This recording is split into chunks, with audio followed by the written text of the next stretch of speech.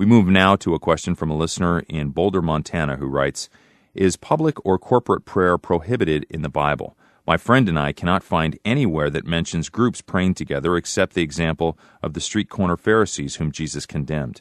We also noted that Jesus gave only one reason a man may divorce his wife. Is this for men only?" Well, let me come back now to this first question, and may I say to you that there are several examples of prayer. Now, public prayer, let me just refer you to them. You seem to read and studied the Bible quite a bit.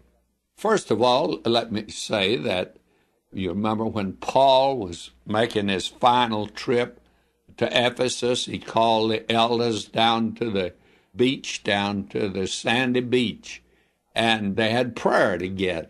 I can't think anything more public prayer than that. Here in California, you certainly would have a congregation around you if you on any beach, if you tempted to have a prayer meeting.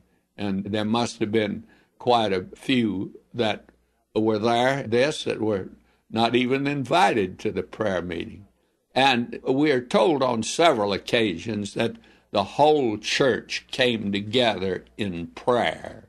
So that is something that is done and actually encouraged. That's one of the marks of the church is prayer. It says they came together on the day of Pentecost. After that, these people saved.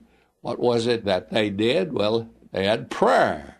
Prayer was one of the things that identified the early church. So a prayer must have been a rather public sort of thing. Now, it says that the Bible gives one reason that a man may divorce his wife.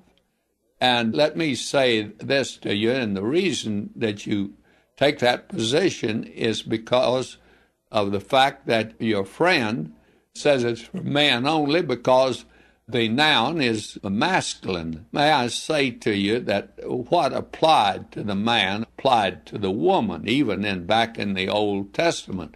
It says if the woman leaves, and she could leave, she could walk out on him. It's quite true that the man seemed to have more rights than the woman did in marriage, but the same prevails in the New Testament, and when it's used like that in the masculine, it's a general rule that applies to both.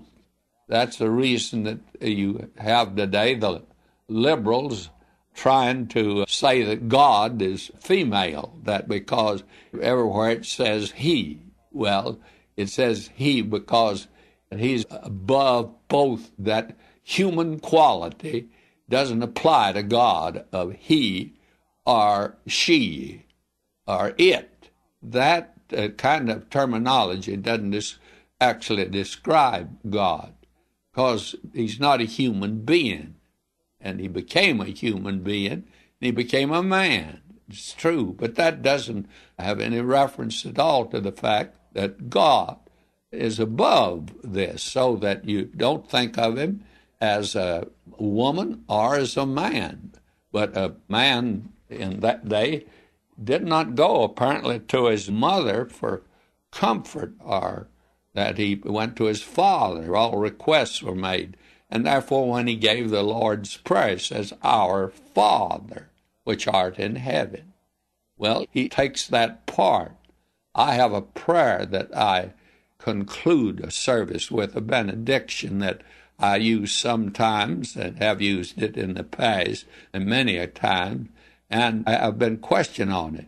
Now may the mother love of the Father God be with you. And so he loves you like a mother. Today we think of the mother being the one that is demonstrative of love. And so my feeling is that you have made a problem there where there really isn't a problem at all.